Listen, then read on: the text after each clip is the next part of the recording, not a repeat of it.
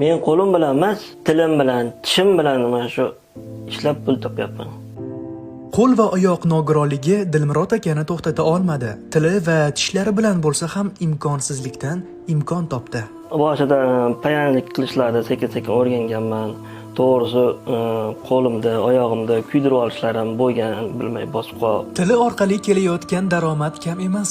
Bemalol bitta uyni qurib, bitkazishga yetib ortdi. Kuniga 200-300 topaman. Xudoga shukr, uy qurdim. Endi ko'pchiliklar aytadi, "Malades, zo'r bo'lding" deydi.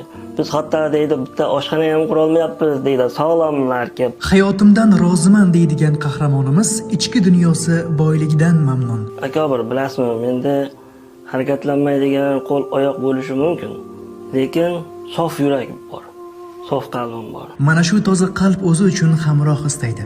Dilmurod aka tez orada turmush qurmoqchi. Endi o'shanga uylanishga harakat bor.